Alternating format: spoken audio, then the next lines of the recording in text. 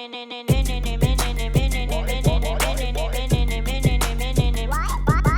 everybody, it's your girl Kenlo back at it again, and tonight I have my girl Zaria Linton, student, mother, entrepreneur. Let's get right into it. So how are you, my girl? Girl, you already know I'm happy to be here. Being here with you and realizing that I just watched the YouTube one that we did several years and years ago. I think I was before I was even a mommy.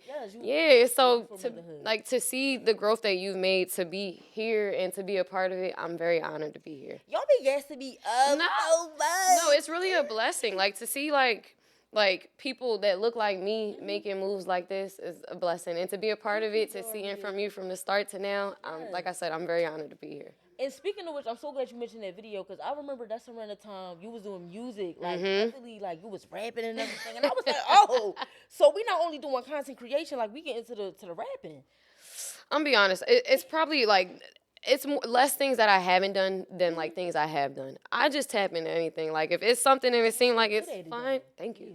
I just be trying shit, and if it's cool, then it's cool. I can curse on here, right? Yes, of course. Oh, all right. Well, yeah, I be trying shit. It works, and if it works, I'm cool with it. If it doesn't, it doesn't. And until it doesn't work, I'm gonna keep going with it. I loved it. So, like I said, we're gonna get right into it. All right. So who were you before everything? Like, what was high school like growing up? Being comfortable with you? High school sucked. I fucking hated high school, and I'm just gonna say it straight like that. I did not like high school. I was that weirdo kid who like I came from North, and like there's no reason why somebody that lived right off like Front Allegheny, I'll say, not even K&A, Front Allegheny, why is she wearing two-tone pants? Like why is she coming to school like this? And like I went to a school that was like I thought it was like a inclusive school, but at the same time, it was still something different from me being so odd with the band tees, the bracelets up to the arm and shit. So high school sucked, but I still found my core four, and they made high school great for me. And within high school, I kind of got a feel of like, all right, I'm not the typical person, but like, let me figure out what this lane is. And honestly, from high school to now was me just figuring out what that lane is, to where now I'm 30 and I'm like, damn, I know what this lane is now. I know what I like, what I don't like, what I'm going to do, what I can do, what I'm worth, and what I'm not worth. So, you know, it was a build-up. I started modeling at 18. That went good. I started making music at 19. That went good. Gave up on that, continued modeling, became a mom. And within me becoming a mom, it was like, all right, I have to start like thinking about all the moves that I make now. I can't just make moves and decide that this one is going to be the best all be all, and I'm going to go forth and just put all my effort into it, because now I have someone to think about. So as I got older, it was like, okay, I'm going to work at this sex store. I like this job. The pay is great. Management, cool. And then when I got in there, I was like, I'm a little too good at this. Right. Why can I sell a bunch of butt plugs to people that didn't even know they wanted a butt plug? Or why am I able to explain what aphrodisiacs are? Because I've tried them so much. So what can I do to do this field that can give me some type of credibility, but also fit what I like to do? And that's what I like about you, like seeing everything on social media, how you had different jobs. You were always good at what you did, but you tried it first, and you gave it a chance. And I want to go back to high school. Like you said, you're a person that's from North, and you were creative, you were artsy, you dressed a certain way, you know. So I want to say, even though it sucked, I felt like you found yourself through it sucking. Oh, like, yeah. You know what I'm saying? Like, yeah, it definitely taught me. People, you know, knowing like, you know what, I don't fit with this crowd, but that's okay. Now, how were you comfortable with your body and growing up and knowing that you wanted to, you know, get into sex work? Okay, well, I started out on Tumblr, and Tumblr was doing good. Like my weird, I was a Tumblr girly, and the weird hair, like my body being different, me having tattoos at a younger age, it kind of worked for me. So it was like, all right, now I'm fitting in this thrifter, Rittenhouse Square type of like hipster. Those were the great days. Yeah. Archive. Yes. Remember you beak? Yeah. Ooh. You beak, whatever you want to call it, where the party was upstairs. Yeah. We was out here outside. On Chestnut. On Chestnut. Ooh. Like those days were like the days where I kind of realized like, all right, I like how I look. I like my body. And I realized that my body type isn't what like other people like. But I'm still pulling anybody I want. So what the fuck am I sitting here worrying about the body type? Like, now I'm comfortable with my body. And the older I get, the more, mainly after having a daughter, and like seeing what your body looks like after you have a baby, and seeing how it goes like back to like normal. it's just astounding to know that we can do that. So to know that I put my body through that type of trauma and it still gave me everything that it's given me now, there's nothing that anyone else can say about my body. My titties little, okay. Somebody's sucking on these nipples. It's like sucking a nail out of wall. And somebody's sucking it, you know? It's never stopped me. It's never stopped me from anything. Like my body, my appearance, my personality has never stopped me from getting what I want because I'm not a bad person. Clock it. You gotta be a good person. You gotta be a good person. You catch more bees with honey than you do vinegar. You know, say that again. You catch more bees with honey than you do with vinegar. Be a nice fucking person. It's not that hard. It's really not that hard. It's not. I'm still learning though because I know me. I could be a little aggressive. No, I'm a bitch, but that don't mean I'm a bitch within reason. Because you gotta stand up for yourself. Yeah, like if you give me a reason to be a bitch, I'm gonna be the worst bitch ever. But other than that, I'm the nicest person you ever meet.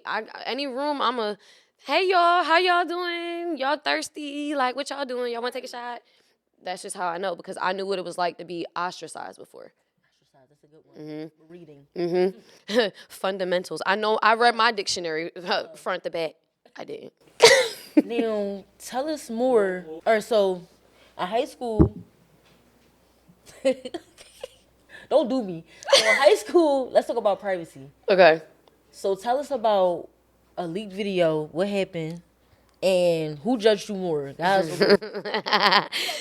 I'm crying because I know why this question was asked. So I was maybe freshman year, and this was before like you learn about sexual health. You know how not to get pregnant, but when the internet is becoming a thing and sending pictures and texting are a thing, you don't realize that there's a level of privacy that should be had when you send that as a younger adult. Like I'm being raised in 2010. 2010 is when I'm a 14-year-old. This is when iPhones are coming out. Instant messaging is still a thing, but it's becoming now to the phone. Technology was booming some more. Exactly. So around that time, I had someone that I was dating, and I thought he was a nice guy, and I sent him an intimate picture. I didn't want to see him and do anything physically with him. I was cool with just sending a little picture. That was already a little hot, you mean? But I don't want to come see you, like, chill. Like, we just playing. Like, let me see your little, you mean? I don't even know what I'm doing with this picture, but, got mad that I didn't want to go see him. And because at that time I was like kind of Tumblr famous, posted a picture. And then the shit went viral. Okay.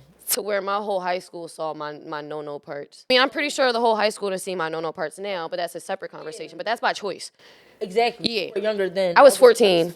Private. Exactly. Right. So I had to keep that on the low for a good bit. And it got to a point where I had to bring my mom up into it because I'm like, Mom, like, there's an intimate picture being sent around of me in high school. Right. And, like, everyone's, like, laughing at me when I walk through the hallways. I want to fight everybody in here, and nobody's, like, sticking up for me. Nobody's sitting here thinking, like, okay, I sent the intimate picture. Was I wrong for being young for it? I'm young-minded. Fair enough. Yeah. So was he. But no one's sitting here being mad at this young man putting out that intimate picture of me more than they are about the intimate picture of me being put out there. Right. So that was, like, the first time where, like, I felt every day I'm going to school and people are laughing at me, to where my principal had to contact Tumblr and say, yeah, she's 14. You guys have child porn on here. Like, y'all need to get this off. So it was deleted. And that was when I first realized, like, damn, even when you think you have autonomy of your body and you send in a picture by choice, someone can still take away that choice from you and put it out there and then shame you for it. The same open-end conversation where you're sending me pictures, I'm sending you pictures back. But yet, as soon as my things get leaked, now I'm just a bad person. Now I'm disgusting. Now I'm dirty. It's always on the woman, though. It's always on the woman. It's always, like, I didn't want to do it for clout. Because I cared about somebody, I love somebody. Or I was just horny. Yeah, that's it. Yeah, I think even just that. I was just horny, and I was enjoying myself, and I trusted you enough because you sent something, and I said something back. And even with me being younger, it's still the same thing at this age now where I'm 30, and the same situations are still happening. Right. Leaking things on Reddit. For what? Like, why can't you just enjoy that video or realize that this woman was so aroused by you that she wanted to send you something that was intimate? Why did you feel the need to share it with your boys? Right. So.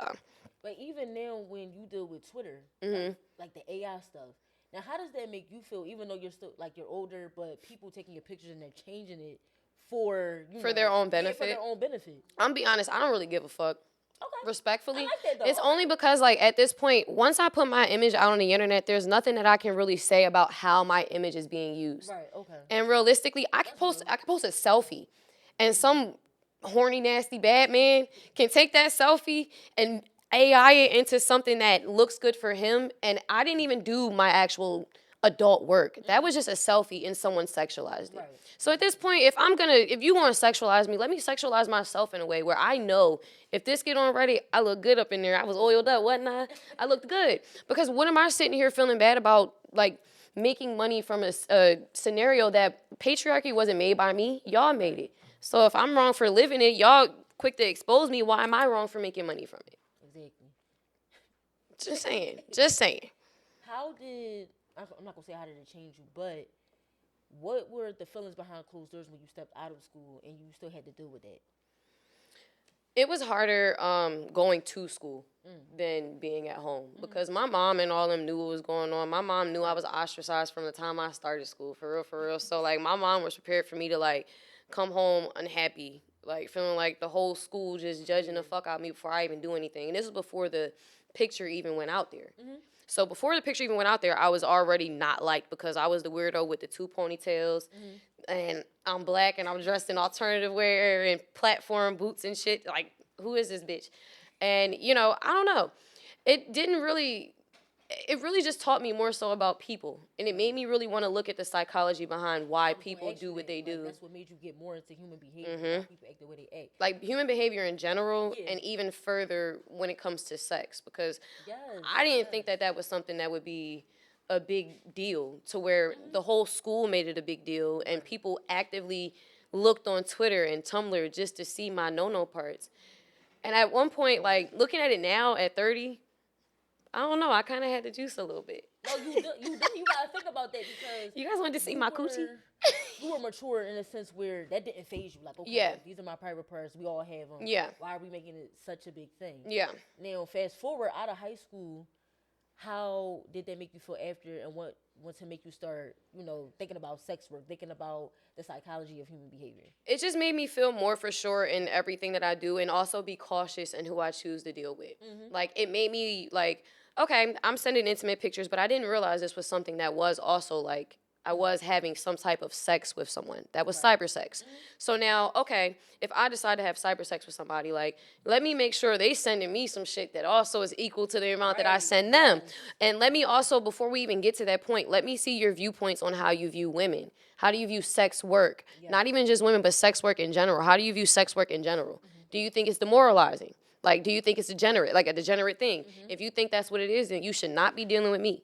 Absolutely not. So I'm very strict when it comes to, like, who I physically deal with. I understand that I sell content. I know that shit'll get flipped over, and honestly, they all paying for it, because even if one person see it on Reddit, they'll see it on Reddit, they'll come subscribe. So I'm not mad at it. Like, none of that really bothers me, because at this point, there's nothing. I'm 30. What more can you say about me that can hurt my feelings that people haven't already said to me? I got almost 200K on Instagram. People say the meanest shit to me, even unprovokingly. You think I really? I see the comments, like, and I know you handled it so well, but when it first started happening, how did you take it? Was it still like water off your back, or did you feel the need to say something? No, I was cursing everybody the fuck out. I don't care. I'm sorry. You're not about to come on my comments and make me feel away and curse me out, because I'm just doing my own thing. I didn't ask for the following count. It came to me. And at the same time, even when I leave here, let's go get something to eat and let's go to bed, because I'm a regular person. Yeah, still, right. That following count don't change shit. Yeah. It's a difference between, like, fame and acclaim. And this is something that my man had told me. So, yeah, what's fame and acclaim from your perspective? So, honestly, it's not even from I'm taking it from my man, because he had broke this down to me, and he made it make sense.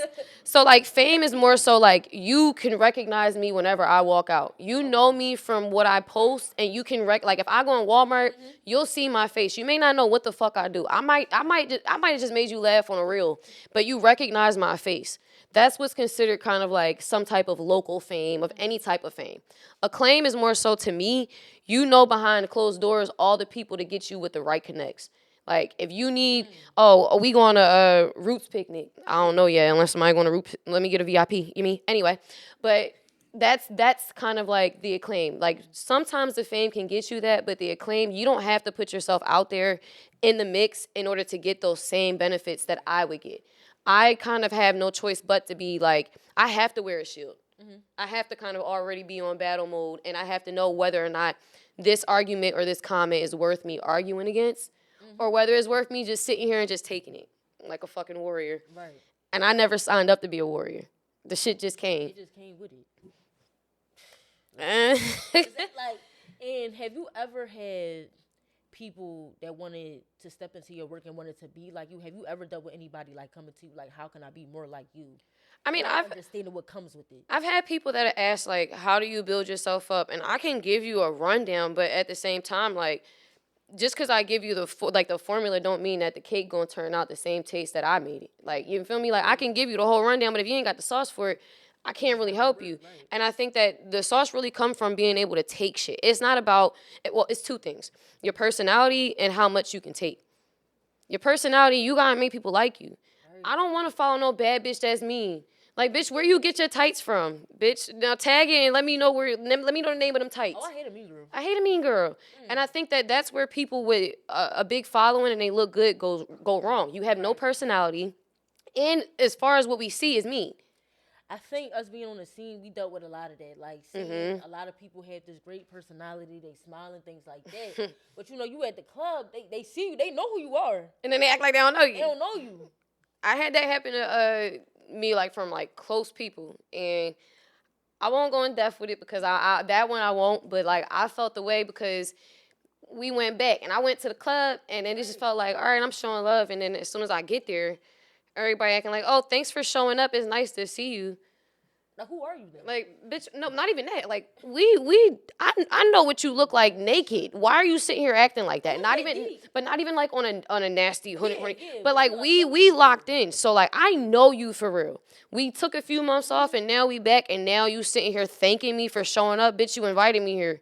All right, where the love is? And I was going to act like everything cool. Like we made everything amends.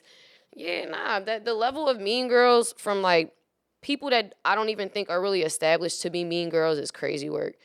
Cause I could sit here and say like, yeah, I could be a mean girl, but that's not in my DNA. Right, but I was about to say you don't do that. Like, nah, fuck no. I've seen you in person. We spoke, gave hugs and everything. And like I said, like it's so funny, like seeing, like that's like if I saw you in person. You know exactly who I am, but on every story. But not to speak and act like. And not that you act like you don't know me. Yeah, that's kind like, of weird. Come on. Like, that's weird though. Like that's like if I see you and be like, oh, it's nice to see you. I'm glad you showed up. Like what? When I look like not giving you a hug. Yeah, that's fake. Crazy. It's fake. Right. That's why I'm not even gonna lie. Even just the Philly scene in general has been like I've been laying low for like the past few months. Yeah. And I think it's because we step in it like we 30. Like, we're getting older, we're getting older, so some things is old. Like we not gonna sit here and be catty on going back and forth, catch up on the gossip that's happening. While it may find us, it may find us. I'm gonna read it. Yeah, we gonna read it, but I'm not gonna. Yeah, I don't want to be in it. Like I like being surprised and finding out. Oh, that happened. Oh. Yeah. Ooh. Okay. Oh, she said. Oh. Yeah, we got a conversation started like, yo. Yeah. You ain't ain't know that. Like. Did you know? Yeah. I'm on my business. I stay the fuck out the way. I go home to my kid, and if I'm not home with my kid on the nights that I have her, I'm with my man. That's it. Either or. Mind my business. Pay me for my hosting. I'm out. And I'm out. I'm out. So now we get into the Zaria, right? You stepping into sex room, OnlyFans. I want to know what gravitated you towards that? The sex work? Yeah, the sex work. So I needed a job. I had my daughter literally a month after the whole world shut down during COVID. I had her April 2020. That was in 2020. My baby shower was canceled. It was like literally the 6-year mark just passed like 2-3 days ago. So that was when I was 8 months pregnant when the whole city shut down. So when I gave birth to her, it was a month later. So, I was a new stay-at-home mommy. All I knew was being at home, taking care of her, and I lost a lot of myself. So I'm like, all right, I need a job.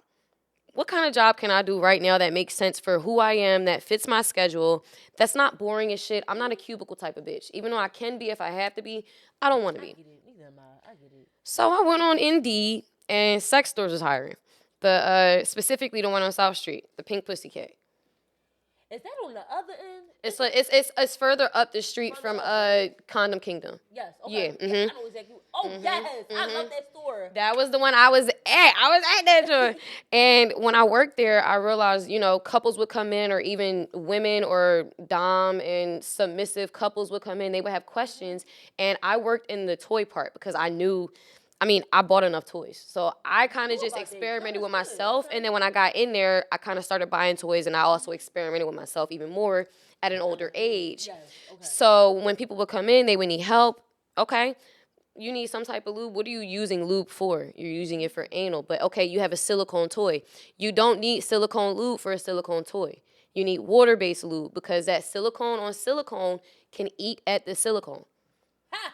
Huh. You learned something new. I ruined a lot of my sex toys from that. So it was just little tips like that I learned where I'm just like, okay, how can I do this to where I can be taken seriously with doing it? So did you research as you went along? Like, did you look at? Oh yeah, I researched everything. Cool. We would have certain toys that would like get sent to the store, and they would give us freebies. So at that point, it's just like, all right, I'm gonna try freebies. So I left that store, and then I worked at another one up northeast called Romeo and Juliet's, and I was there for a good bit. And from there, like, all right, this is me. Now, what can I do to make myself be taken seriously in a sex field where I'm already a looker in a way? I want to be taken seriously with me talking about sex to where I'm not exploiting myself, but I'm also like teaching people something too. Yeah, because I don't want to be perceived in a way where jump into it. Like, though I look good, I don't want to like. It's been 2 years in the making. No bullshit. I ain't even gonna lie. What you been doing? That I've been trying to get the Z spot started. It's been 2 years. Yeah, I remember when you first put it online. I'm like, okay, the G spot, that was cute. You seen that? I like that. It was really just, I want to make sure if I'm gonna do something and this is something that feels like a passion to me. Word to my favorite photographer, Richie, 9 Degrees. Y'all already know him because I shoot with him all the time. He had told me, this is something that you feel strong in and you're going to school for, you're getting your PhD in human sexuality. Make this something that you really take your time for. Don't throw out any bullshit because you're going to be mad you threw out bullshit and then you got to backtrack. Take your time. So it was just working in that field and talking to different people, learning their lives and making them feel comfortable to tell me certain things to where people on the internet are now randomly asking me like, okay, well, I want to do anal, metal or silicone, which one? Or I want to try bondage, rope or cuffs, to where like I'm now comfortable enough to be like, all right, well, I got an answer for you based on my opinion. Right. So when it came to like, all right, what can I do next? Now I'm in school, finishing up my bachelor's for psychology. When you graduate? I got like another 2 years, but and then hopefully transferring out the Widener for their dual program. So I'll be getting my master's in social work and my PhD in human sexuality. Yes. Shout out to Z, y'all. I'm trying. See, what I like about you're doing, before I get in, you're doing, not trying, you're doing. Now, what I like about everything that you're doing is that you're not, like a lot of girls that we see, right, that get into sex work, we just see them as doing the work. We don't know that they're strong about it, that they're passionate about it, that they're researching it. And I like that you're always talking about the fact that you're a student because you're somebody we can trust. Like, when I read Zane Chronicles, that's somebody, that's my girl. And O'Shea, I've been reading Zane Chronicles since I was a I was reading when I wasn't even supposed to be reading Zane. Like, I used to be like, girl, can I go to the library? She'd be like, yeah. I used to go sit at the back of the sit library. Right in the African American side. Like, Zane. You ain't that damn because it was always the African American side with the red, the green, and the black flag on the side. Look, I was there on the anime side. I was either one. Okay. Like, I used to sit back there because I don't know, like, I never saw myself as a sex worker or like into sex, but I knew I loved the passion behind it because I'm such a lover girl. So I was like, one day I know I'm going to have sex, but I was like, how do I want it for Kennedy? Right? How is that going to be? Right. Like I said, for a person like you, we can actually see you and be like, you know what, I can get advice from her. I can be like, oh, what did you learn in class? Something I can use in the bedroom or use in a conversation. Things like that. Yeah. So that's what I like about everything that you do because it's not just coming off the head or you just got this. Yeah, I ain't nobody's teacher. I'm the student and I want to take everybody along with me to learn with me because I don't know all this shit. I may know certain things that might be a little bit more elevated than the average person because I've tried certain things, but I'm still actively like everything for my show. It's new things that I've never even done. Like I've never done a rope class. I don't know what aerial hanging is. I've never done a striptease class with my partner. I've never taken specific aphrodisiacs for a whole day to really see how they make things work for me.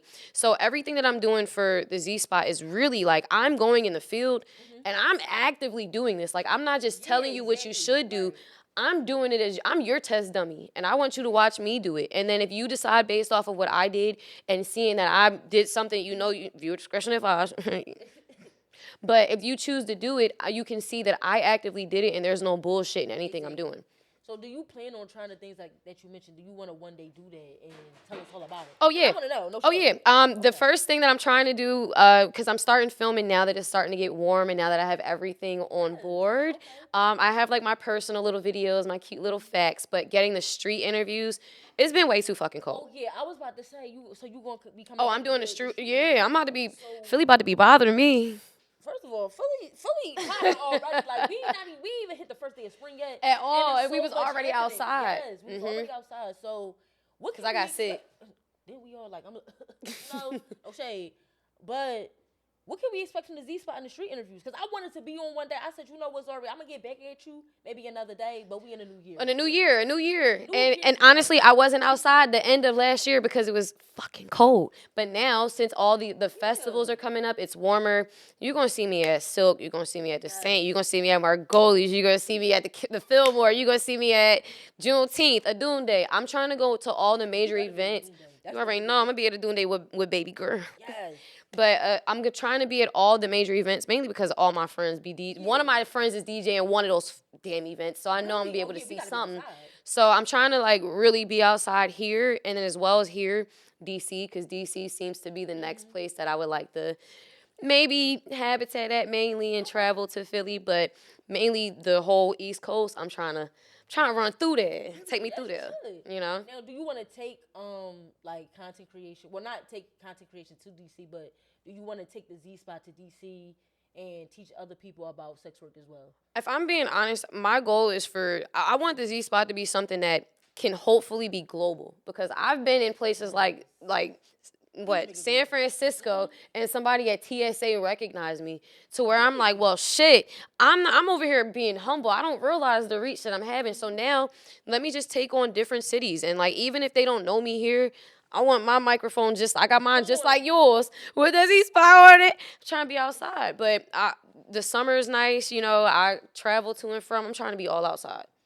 I'm bothering everybody. If I pull a mic up in your face, just say something, even if it's just hi. That's it. Just a little hello. Or say I'm cute. I'll take that too. See? That's even better. Now, OnlyFans. How was it like making your OnlyFans, dropping that first video? Like, what was that like? I mean, it depends on which time you're talking about when I did OnlyFans. Because I did, I've been with you through the you've been with me through all of it. I first started OnlyFans in 2022. And I feel so like yesterday. Like, it feels like literally yesterday, and then when I'm sitting here thinking about the time frame, I'm like, damn, that shit was literally like 4 years ago. Okay. So like early part of 2022, I started, and I did it with my child's father. Our rent was paid. Our rent was like 2.5K at that time in 2021. And, you know, at that time, you got COVID money, but you got to make sure you keeping that shit going, because that money could go at any point. So we started doing that because I was a stay-at-home mom. I was working at the adult store, but it didn't fit my schedule, so I quit. So it's just like, all right, let me do something that I'm already doing. I'm already hunching as it is for free. And I'm not one of those people that, like, feel shame when it comes to sex. Like, everybody else doing it, y'all just feel mad because y'all see me on camera doing it. Right. Realistically. And I'm making money from it. So I started out then, and then maybe a year passed, and then things did not go right with my child's father. We're going to talk about that. And then after that, I started working my jobs, and then I started doing, you know, taxes and doing insurance. And I was making good money off of that. But then it got to a point where for the past year, I got let go back in, October of 2025? But see, that's what I don't understand. Why would they do that? They let me go. They let me go on the worst day. My daughter getting dental work where she had to be put to sleep. I'm at the dentist. It's 6 a.m., 7 a.m. I'm with my baby dad. Me and him don't get along like that. But we together at this point because we both know our daughter being put to sleep. So I get a call. They like, yo, yeah, you let go. I said, oh. Baby dad, can I get a hug real quick? Because I don't even fuck with you, but I need a hug because the bitch don't know what she about to do. Because what do? You have a 5-year-old. They let you go because of You were the last person hired, and at this point, like, you a hustler at the end of the day. Right. Yeah. Ain't nobody about to sit here and cry over the fact that you lost a fucking job. What the fuck you gonna do to make sure you got some shit going for you? Let me put that email on OnlyFans. Because realistically, fuck it. My shit was already leaked from when I did that shit in 2021. That shit still go. Yeah, okay, so how did that get leaked? Somebody screen recorded it? And I'm Everybody screen recorded it. I mean, realistically, if you a real adult worker, you know your shit gonna get leaked. Right. You don't do sex work if you scared about your shit getting leaked, bro. Somebody somewhere to your shit and you don't have no control over it. And it's okay because at this point, somebody paid for it to screen record it, to put it up there. And honestly, it looked good. They gonna want more. So you see the at name at the bottom, go ahead and subscribe. That's it. That's it. That's all. There's no shame in anything that I do. I look good. I'm making my money. My daughter's not on the internet for anybody to see. I don't feel shame in anything that I do. And I'm doing the same exact thing that everybody do for free. I'm just more open about it. Exactly. No, true. Pay my rent. I like that you open about it because, like you said, you feel no shame behind it. Like I feel like a lot more people, if sex was less taboo and more understanding that everybody does it at some way, shape, or form, even if it's by solo, group, partner, there would be less stigma behind it. Because y'all over here doing y'all do to the same video that I just posted, but yet you're mad at me. You mad at me for filming it, but you're not mad at you for to it, you know? Yeah. So you a mom and you doing content, so that don't stop nobody from being a great mom. But how do people judge you because of that?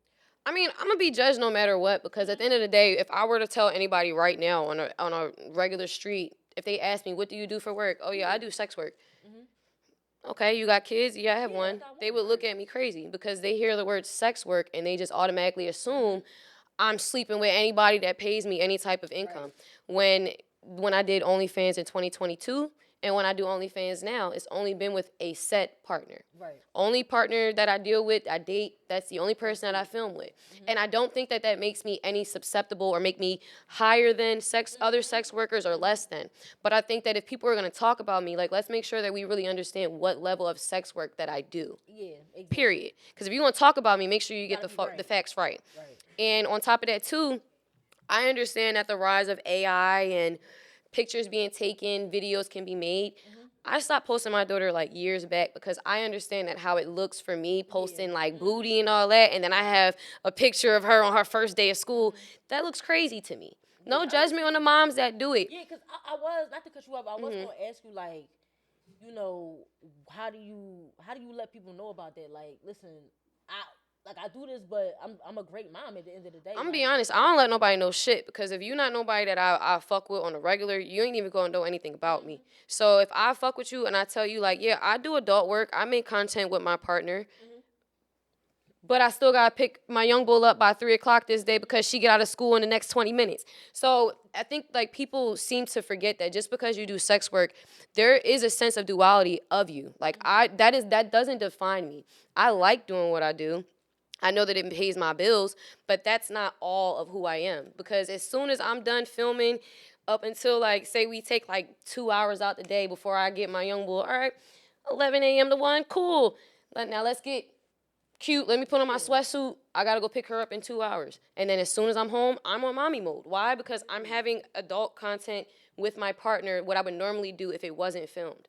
So I view it differently from how a lot of people view it. But I also think when it comes to sex work, what you do does not define you. You know you're making your bread off of this. Once your bread hits your account, fuck whatever you did before that, because as soon as you clock out, you got to clock back in and be a mom.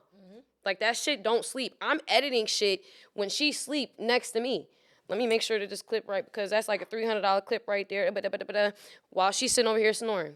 And guess what? When she get up tomorrow, whatever she want, when we go out on the weekend, pick out whatever you want. She good. Pick whatever you want. That's the lifestyle that I wanted her to live, and I'm okay with taking whatever comes with the judgment from it, because my young boy doesn't have to worry about shit when she wakes up. We love our internet. Yeah, you know. I love our DM. And see, and that's what I love. Like, you see. Like, I feel like you have to take ownership in what you do. Like, I'm aware that this is not something that people are comfortable with. I'm aware that I'm going to be judged no matter how I put it out there on a platter. It's whether or not I give a fuck. Right. And I think at this point, y'all don't pay my bills. Y'all don't make sure my young bull got her uniforms and everything. So I can really care the fuck less what you think about me. Period. Y'all don't even see her anyway. Hello. So let's talk about your child's father. Ah. What was that relationship like, and what led up? What led up to the fact that mom and dad broke up? Because we was like, Okay, so I'm gonna start out by saying, and I'm gonna look at the camera because I know my baby dad probably gonna watch this. I'm gonna always have respect for my baby dad for the sake that he gave me the biggest blessing in this world, and I will also give him the simple fact that the first few years of me being a mom, I was able to enjoy my baby as a newborn to toddler full time because he made sure that everything was okay. But that does not excuse what he did to me. yeah, absolutely. So when we get into it, I was with my baby dad from when I was 15 to about 26. Okay. And around the time we had our daughter 2020, we moved in together end of 2021, and we had a lease. You know, my brother owned the home. Like, he gave us the duplex apartment. It was perfect. I'm like, oh my God, I'm with my man. We with our baby, both two-parent household. I got a ring on my finger to be engaged. So, mind you, we moved in September of 2021. About May 2022. He went on a bachelor's trip. So his friend got married, and I'm friends with the friend's wife, and he's best friends with the groom. Okay. So he went on the groom's trip a month before the girl's trip.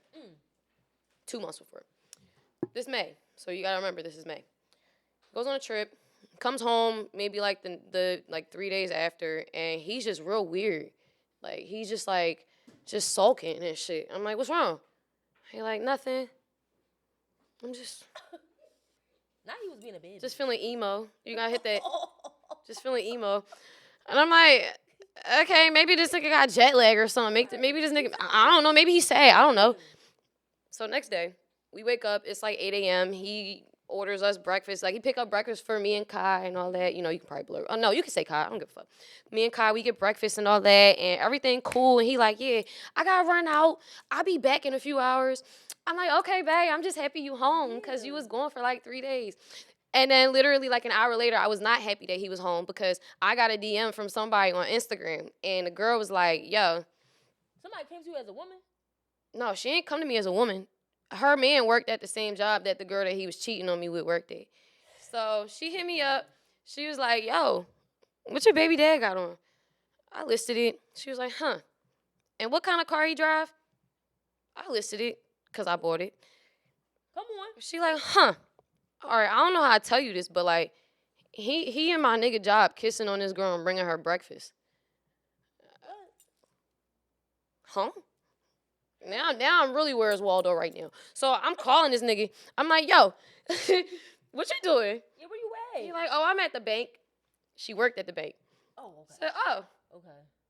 Okay, well, I just heard that you was at the bank kissing on somebody. So you want to tell me what's going on? He said, I'm going to call you back. Click. That's when I knew. I was like, oh, shit.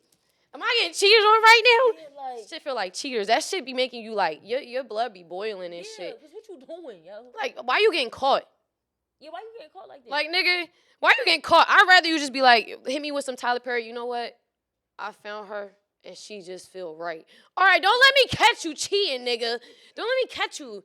So when he got back to the crib, I ain't gonna lie. He asked me to come to the car. I had my girlfriend come over, and he driving around the neighborhood trying to, like, explain everything. Because it was right around here, too. Because I lived right on Hancock Street. Stop it. Yeah, I lived right up the street. That's where it happened. Cheating in North? Yeah, in North. So I find out, and he just like, you know, it's not that deep. It's not that serious. I just met her, and things got a little out of hand. I just brought her breakfast. And my dumb ass was just trying to believe anything that made sense. So I said, okay, but let me not catch you again. His birthday was June. I go in his book bag. It's a birthday card where the bitch saying, I love you from the moon and back. Said, huh. She love this nigga. She love your baby dad. She might love him more than me. Oh, my God. She might love him more than me. I don't know. So after that, it was just like, all right, we can't do this. So we did like therapy, trying to like find a way to co-parent correctly. And then I was trying to. And then after you with somebody for like 10 years, that's all you know. From 15 to 26, this is all I knew. Yeah, you did 10. I did 10 in the pen. Like 10 in the pen. Did 10, locked up. 10. So then it was just like, all right, you know, at this point, there's certain things that you can come back from. And I just think that when you betray my trust, like that, to where this girl was picking you up and taking you out at my house and like at the crib, at the fucking crib. I already know I'm gonna get heat from this, but y'all all right now. And if somebody got a problem, y'all can fight me. But yeah, it was really like that. It was really like that. Real big thing with cheating. Cheating is just one of the things that I feel like is the lowest of low. Like, you have to be that scared of me if you have to cheat on me, because I'm one of the easiest people to get along with. You tell me I'm not feeling this. This not working for me. Okay, then leave me the fuck alone so I can go find better. Don't string me along. If you got one time to tell me I'm not for you. You got one time to tell me I'm not for you. And at this point, I'm not for you. You know what? Okay, go find better. Because if I'm not for you and you really do find better, I'm happy for you.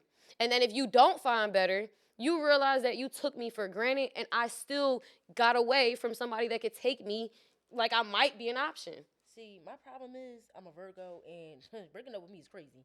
So see, I'm an Aries and I'm a Virgo rising, so I can't even really say too much. I've been crazy. You said you leave me? Oh, I'm fighting for blood. I want smoke. Maybe we can find better. No, I'm better for you, bitch. Like, bitch, I've been better, bitch. I've been better.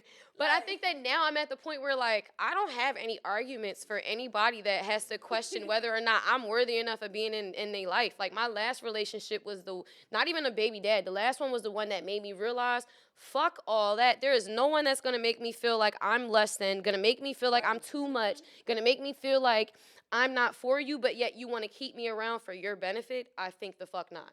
Ooh, you ate that down, because no, I don't like that selfish shit now. Even though I say I'm gonna fight for blood, I'm not a selfish person. If it's that bad, all right, I'm gonna let you breathe. I'm gonna let you go. Do what you gotta do. But I always think I'm better for you. Oh no, I'm always gonna be better for you. I don't think how you feel is wrong at all. I feel the same exact way. No. Yeah. I just think I'm the best. I'm the best one for you. And you're gonna realize that after. That's all. And I'm cool with you realizing after. Just don't double back. Because I found somebody better. I can't say don't double back. Because if you spin my block and I like you a little bit, I might just keep you. All right, I'm not going to lie. I might keep you. Y'all, like. In my past, I spun the block and I realized why I shouldn't have spun the block. So that's why now I'm at a point where, like, not with baby dad, not that. Oh, I'm about to say, it would be situations where, like, I would get to know somebody and then I didn't really like them like that. And then I would make them go and then I'd be like, hold up, come back. Because I'm bored. For the thrill. For the thrill. Yeah, I'll do it for the thrill. But, like, in general, relationships, serious shit, once you cheat on me, you done. And once you make me feel like I'm in a situation where it's emotionally, like, stressing, I'm done. Absolutely. And both of those last ones did that to me. Now, the one that you mentioned before baby father. After baby father. After? Oh! Silver teeth. Child, I don't know that man ain't no shade. No, all shade. Palm tree? That's the one that tried to control you and made you want and try to change your career? I think he bald now. That's a no. He bald. He is bald. That's karma. Because once you lose your locks. But I don't know if he did it by choice or if he did it by, like. No, no. Why? You know what I'm talking about. Yeah, silver teeth. Yeah, he like bald now. Like, he cut it off? Yeah. Why your men go bald after you? It's the Gucci. Don't leave me. We started over. I know what they need a fresh start. They had good pussy and they need a good start. They needed to get their life back together because I ruined it. They got a detox. Yeah, they needed to breathe again. They needed to like. But why he want to change his career? Because wasn't he like an MMA fighter or some shit? Girl, I don't know what the fuck he was. Respectfully, I think that he was. Well, oh my God, one thing. I'm gonna also give everybody their props.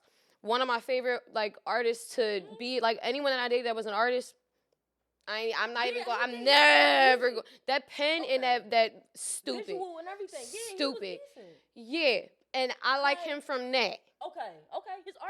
His artistry is amazing. Everybody's so creative. Everyone's so creative, and I think that like truthfully, like all sarcasm aside, very creative person, and I think that like all his aggression should go into his art. So when you say aggression, where did it go? I don't know. But I knew it was tried on me, and I ain't like it. So. We got that doing for shit like that. It was definitely like I'm telling all on here because I don't normally do sit-downs, but it was definitely one of those situations where, like, he's a great person, and he's good in his world, and I think that somebody who's just as equally headstrong, it was a clash. Okay. Yeah. That makes sense. So it was just, like, a lot of, like, power play and all that, because I don't think that the man is a bad person. I just think he wasn't for me. Maybe he just thought he was a better bitch than you. Maybe And that's so. I okay. think because he was light skinned. I think that he had dreads and I got my dreads and I was sexier with my dreads than his That's dreads. what I'm Then he saying. said, I cut him off and shit. So now I got to show him what a real shortcut look like. So now we. So but now he bald, but you got your haircut too. So that's what I'm saying. Who's trying to be the better bitch? You or I him? don't know, but I'm gonna always be the baddest. True. Yeah, you know. That's a fact. You know. Now, what about women though? Like, have you ever tried a relationship with the girls? the women love me. I ain't gonna lie. I be getting bitches. All right, let me not say it like that. I love y'all very much, but y'all. You can say that I get bitches too, but I love my wife. They be like I'll say that the past like year, the way that women have been coming at me, I be feeling like, oh my god, my steak too juicy, my lobster too buttery. So many bad bitches. Stop. Wait. Don't lift your leg up this high. I'm sure. Oh my God, show your thighs. Yeah, like, oh my God, is that a tattoo in there? That's so beautiful. Yeah. So how do you like how do you like you get their number or I'm gonna take you out, I'm gonna get you some flowers? I mean, I'm gonna be honest. I think that women, the way that they approach me is different from men. Men's intentions are always like straightforward, whereas like with women, they'll flirt, but I don't really know like, do you want to know where I got my top from or do you want to take my top off? So I don't really know the difference. So I'll be like, hi, you look pretty too, miss. Right. And then once they get horny, I'm just like, oh, it's that. I thought we were just being nice. I thought we were friends. You should have known. No, I don't know. I don't. Really I don't know how. I can decipher a man flirting with me and a man wanting something from me. But women, it's different because a lot of women are more DL than they like to act like they are. Y'all be gay. Y'all be gay as fuck, and and then y'all want to use me as an experiment, and then y'all want to call y'all boyfriend the next morning like, hey babe, I'm coming home, and I'm late right next to you, like, okay, so you need an Uber or like. Oh my God. So are you like the stud in this situation? Don't lie. I don't know. It depends on what I wore, whatever I wore. Okay. I don't think that I'm a masculine woman at all. I may dress in like oversized. Like I dress like Adam Sandler on a regular basis. I got dressed up for you. I got dressed up for the show. But in general, I am a sweatsuit, hoodie, little crop. You know, I'm still very girly with it. But I'm definitely more of, I guess, the masculine than any girly girl. Okay. But I'm still a girly girl. Like, my nails and my feet done. I got a pedicure. Like, I need my eyebrows waxed. Like, my hair not bleached right. So, I'm still a girl. But I think that I tend to take the masculine side. I think also it depends on the height, too. Stop, please. See, me, I don't. Tall women be like, I'm going to take you. Yeah, I like short women. I do. I like short women because I'm short. I get to wrap my arms around you. Fair enough. I even pick you up. Fair enough. Nah, I want to look up to you like, hey, big mama. But I also like the taller woman. What you doing up there? Because I could get picked up. Hey. They be getting picked up is literally like uppies. You like uppies. Uppies. My boo love uppies. Oh my God, we're gonna start saying that. You want an uppie? Come on, give me her. You want an uppie? Yeah, it's just like the thing with women. I can never really decipher for sure, like. What can't you decipher, say? Because some of them, like, when they look like me and we in the same vibe, like, if say I'm in silk right now, we got on the same type of outfit, silk, right? I mean, I got kissed in silk by somebody that I didn't even expect I was getting kissed from. Pretty bad bitch. I was me, but I got kissed in the club. We was dancing, and then she said, mwah, and I said, you know, fuck it. Tongue in the throat. Cool. But it was just one of those things where I'm like, I wasn't expecting it because I thought we were dancing just like, we girls, we bad. And then the next thing I know, it's just like, mom, nom. And I'm like, okay, fuck it. See, I don't know, y'all. Like, if somebody kiss me in the club, I'll be like, boo. See, because I'll be like, hold on. It depends on who it is because I knew who she was already. So it was like, all right, I'm not mad. I kind of want you to give up that tape. But then I don't because it's like, damn, what if I know her? Because you know, you get bitches. I know you know exactly what I'm talking about. Who? I don't know. You got to say that another time, girl. But bad bitch though. Very honored that she wanted to kiss me. Bad bitch, but it was just like, oh, okay. So I can't really decipher the difference. Like it has to take like for women, you gotta be direct with me. You gotta be like, yeah, I wanna nom nom nom. I'm like, all right, then we nom nom to nom. Otherwise, if you just tell me I look pretty, I'm gonna be like, you look pretty too, girl. Hey, yeah, sis. Hey, throw that shit. Then I'm gonna go get a drink. I don't know if I'm a straightforward kind of girl. Like until Oh, I don't think I'm straightforward as I fuck. think because it's just like I gotta see if you like the girls, because I be telling girls you don't want to fuck with me because I straight up. Nah, I'm gonna tell you, like, if I like you enough and you come up to me before I come up to you and you flirting with me, I'll tell you, like, yo, you sure you want to flirt with me right now? You might be barking up the wrong tree right now. I'm not being friendly with you. Like, this is not friendly. Because you look good. Yeah, because you showing that all that concern, you will get fucked. Yeah, exactly. And that's my problem, though. See, I be having a chill. Like, you care so much about me. You know, first Kennedy is there, but then, like, Kenneth come out. Mm-hmm. It's two different people. Two different sides. It's like, chill, little mama. Chill, relax. What you do a mattress, now what? But now you crying to your man. Now you want to call your man talking about some, oh, yeah, babe, my fault. I got lit last night. You ain't get lit. You ain't get lit off no liquor. You got lit off the Z spot. You know what I'm saying? Like, stop. But at least with women, like, I can't really decipher because I be girly so much to where, like, as soon as somebody give a compliment, I'm just, thanks. You look pretty too. I appreciate it. I like your sneakers. I like your socks. She like, damn, I want you though. You be like, and I be like, oh, you want to fuck me? And I be with it. I be with it though. I be with it. I've definitely had my, like, the last year of my life, from the start of last year to, I want to say the end, because that's when I started getting. Like for you now, like what's that? So from January of 2025 to, I want to say, like, August of 2025, I was just living my life. I was somebody that dated somebody for 10 years, and I dated somebody for a year and a half, and I had to really give myself, like, at least my last year of my 20s, let me really learn myself and let me learn my trauma. Like, I went through a lot of trauma. I ain't even sit there and think about, like, how am I trying to sit here and make somebody a husband and I ain't even ready to be a wife yet, because I don't even know what that takes to be a wife, because I'm damaged so much that I can sit here and think that this man doing something nice for me is bad. Right. It's not fair for me to come into a situation with somebody that's ready for me and I'm not ready. So all of 29 was like, let me go on dates. Yeah. Let me just meet people. I'm not going to sleep with you. Might, maybe, I don't know. You know, depending. Let me see how the date go. But it was just more so like, let me understand what I like and what I don't like. I don't like when niggas openly chew. I don't like a man that's not gonna hold the door open for me.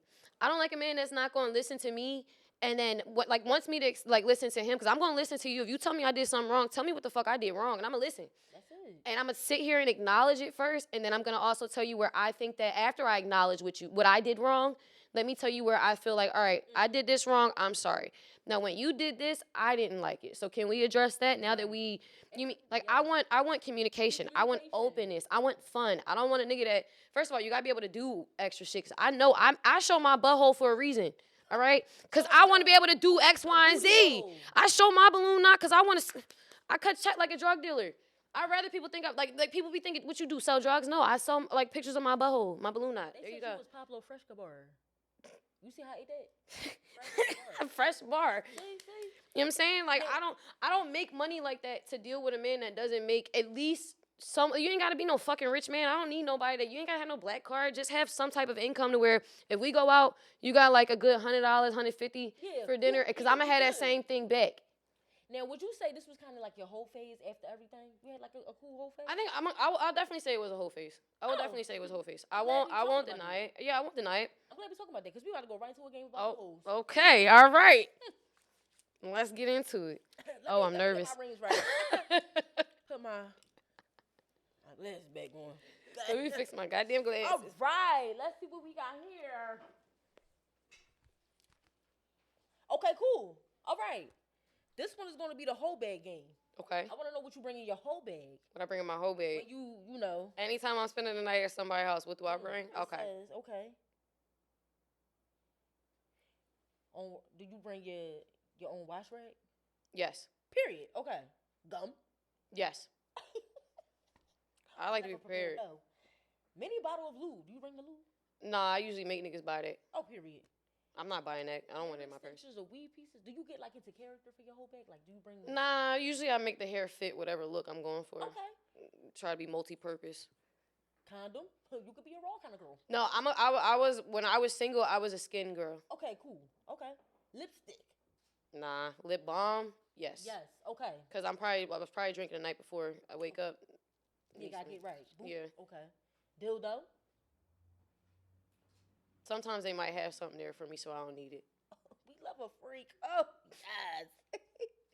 Perfume samples, maybe a little oil. Oh, I love a good a little travel size one. Yeah. Like I like Carolina Herrera, the big one. I usually get the little travel size one. It's a heel, the one that's shaped like a heel. Oh, That's my shit. Blush. ooh. I get the little tiny one. Put it on. I might have to get you that. Yeah, blush is my favorite. Like, Carolina. get the panties off. Like, is that like It's Carolina Herrera blush, the pink one, only the pink one, only the pink one. You want to put that in your Yeah, that's a panty dropper.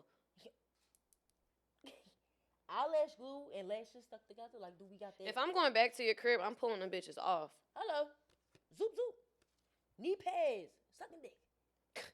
I don't need no knee pads. I worked very hard to understand why I don't need knee pads.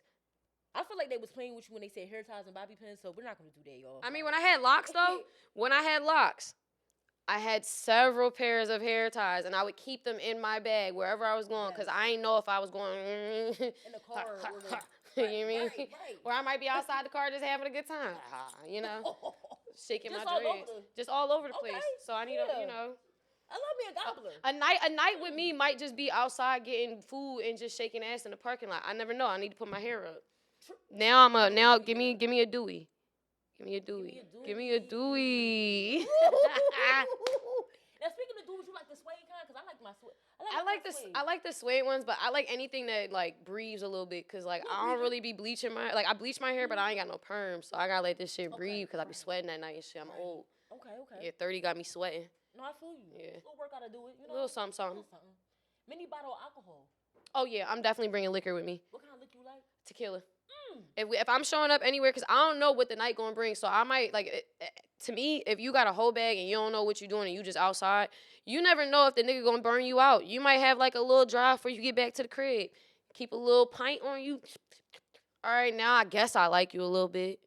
Damn. Or a little blunt. Or a blunt. I'm a blunt person. I'm a blunt. My girl, she keep a little yummy. A little yummy. With the blunt. I'm saying, because I need a little pick me up. And then know. also, what if I get a little sleepy on the ride home? You know what? I'm good. I'm back in the game. Because you want to get, do the stuff? No, I bring it just because I like a little razzle dazzle. If I'm leaving with you, I already know what I'm doing. If I'm leaving, I already know what I'm about to get into the crib for. But I just like a little, all right, well, we had a little drive. Now we comfortable. Here, take a shot. Okay, cool. Little icebreaker. Little Tylenol? You like the Tylenol? Just in case I always keep Tylenol. I think that's just the mom in me, though. Okay. Yeah. Yeah. I feel better. Yeah, I be getting headaches and shit. You need your phone charger. Oh, facts. If I'm going to somebody's house, I don't know if I need to leave right now or how soon I need to leave. I need to have my shit charged. I'm charging my shit in your car. Safety. Yep. Safety first. Handcuffs. Nah, because we can use whatever. We can use a t-shirt. We got to use the t-shirt. If I want some handcuffs, we got something that we can make with handcuffs. T-shirt? I'm going to have to put that down. Yeah, t-shirt, cute little tie around, you know. Okay. Sexy lingerie. I ain't got to worry about that, baby. I was about to say, honestly, I ain't bringing no sexy lingerie. You getting whatever you get at 2 a.m. No fix. Like, what if I just want to put it in? Bro, I'm not going to lie. If you down bad just like I am, it is 2 a.m. You about to get, I was dancing and all that. I'm showering me. I'm getting dressed up for you. You better hope I even got my landing strip lined up. Or strap-on accessories. Like, say if you go to a girl crib, right? You want to fuck her. She better have it. I don't do the strap, because for me, I'm more of a submissive woman. So, I don't really do the strap-ons on another woman. Like, if you got one, okay. Let's party. Cool. Tampon or pad stash. Yeah, duh. Yeah, duh. You never know. Somebody might knock it on or something. A gun? Wow. A gun? I mean, I have my license to carry. I don't have a new gun, but I've definitely kept certain things in my bag. Like I have, protection. I stay ready. Bear mace. Snack for emergencies. I'm gonna eat. Oh, I always bring a snack, and you honestly gonna feed me before we even come here. Yeah, Sorry, I don't ask for much, but I ask for some food. You mean make sure everything's safe and all that. I take care of all my own shit, but we eating. Yeah, that's it. Cause I need my stamina. How I'm supposed to ride on an empty stomach? That's not fair. Damn. So say stomach in my back, and you want me to sit here and work stallion these bitches? I don't think. See, it's funny that you said that. Cause if I want to get rolled, now I know she gonna need something to eat before we get in the crib. Yeah, how that's a workout. That literally burns calories. My knees hurt, and the older I get, them shit start cracking and shit. I start hearing cracks in my knee. You mentioned the crack, cause she said that I cracked earlier, and I said she sounded like bubble wrap. Other night, I was riding. I said, God damn, I need some oil on these bitches. God damn, it's just creaking. Damn, I said, if I need to stretch, tell me. Just say that. We had to say I was cracking. Look, do we need to go to yoga? Little yoga. Let me know. Little yoga, little Pilates, little touch your crazy. toes. Yeah, Nothing crazy.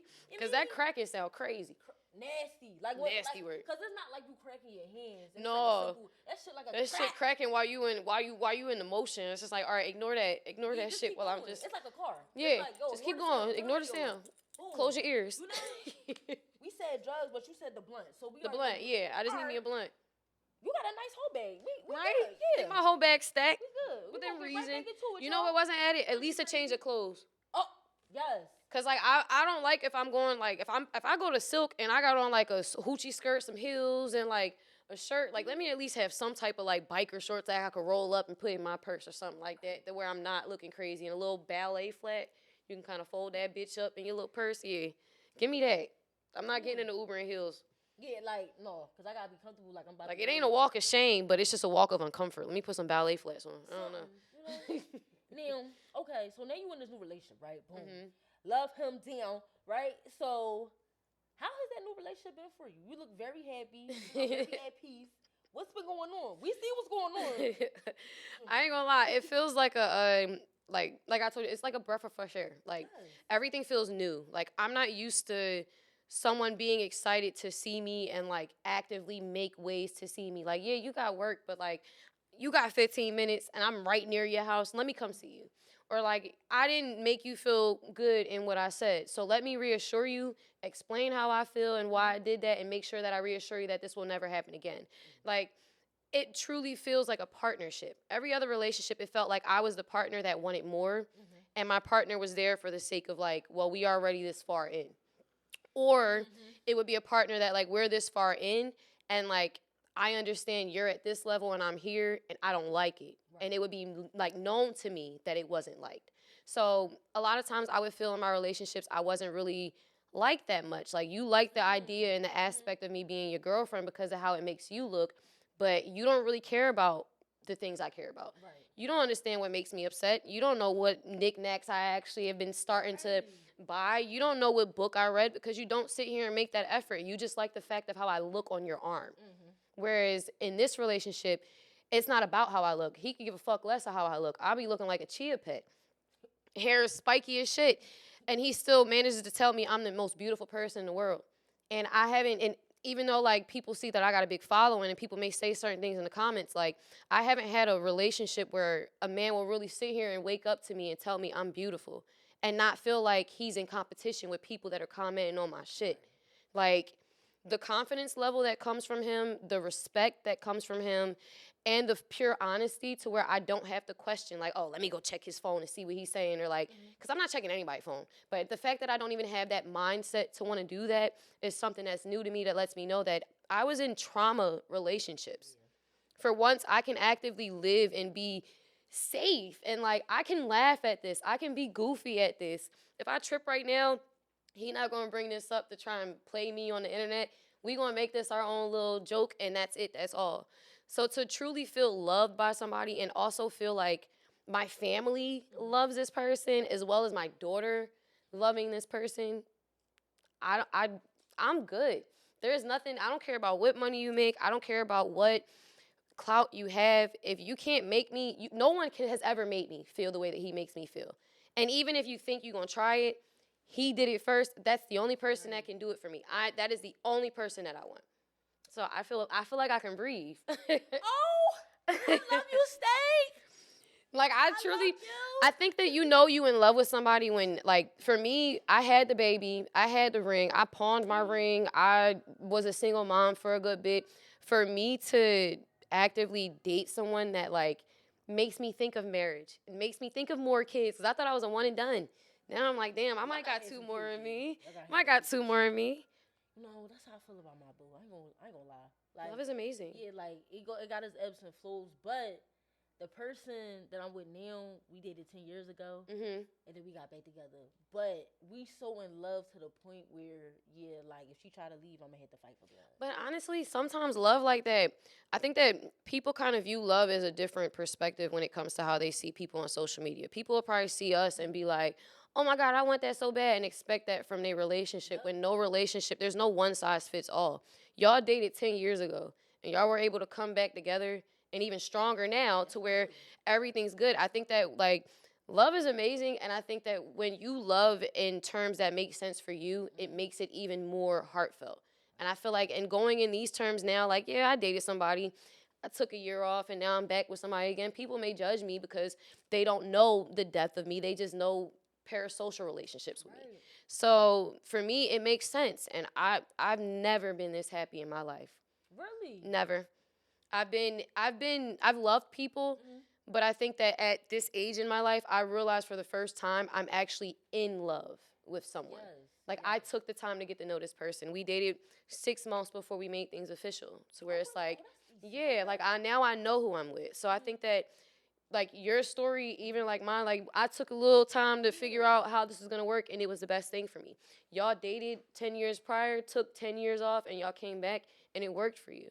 I think people need to stop sitting here looking at social media relationships and basing their relationships on that. No, absolutely.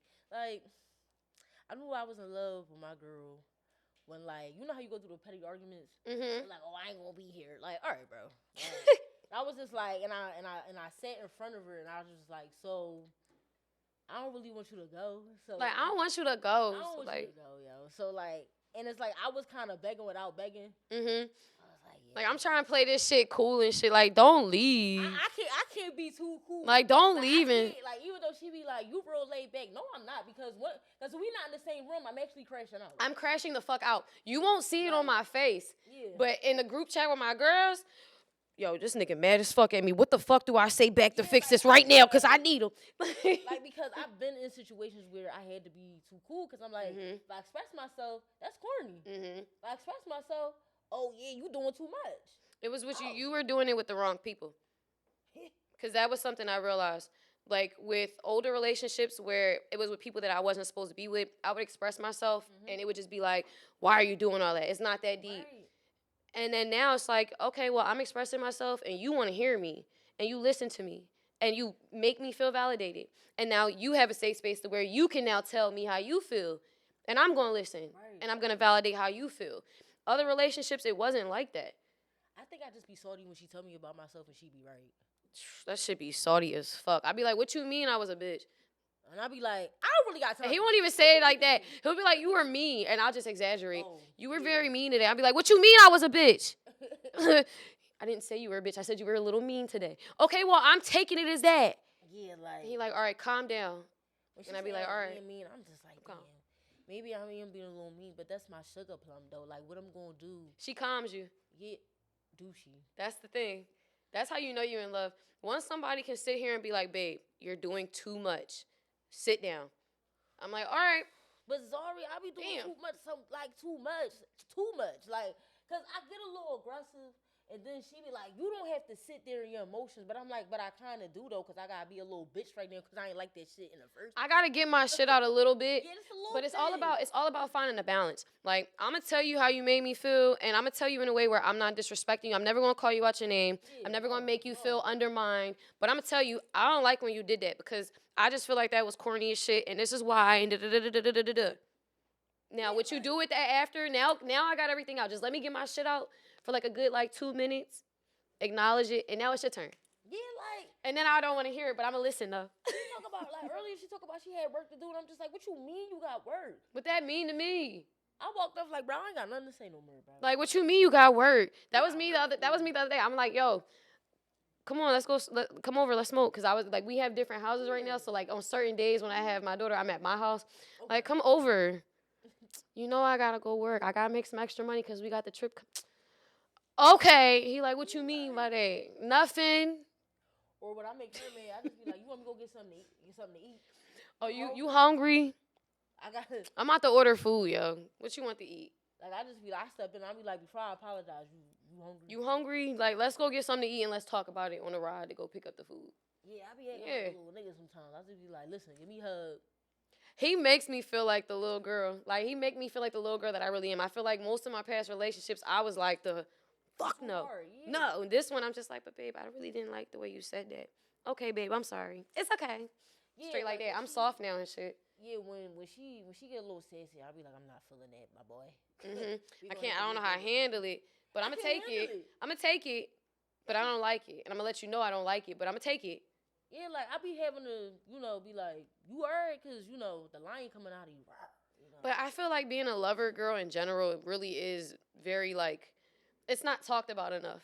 It's not. It's not. I'm a lover like, girl through and through. I'm always quick to see people's stories like, fuck them niggas. And I be like, yeah, because fuck them. But, like, some of them, not all of them, though. Not all of them, Not though. all of them. Not all of them. Because fuck these bitches, too, but not all of them. Fuck the bitches, too, Not though. all of them. I ain't gonna go in. You know what? No, I ain't gonna go in. So I tried to hold back, Cam. I did. But no.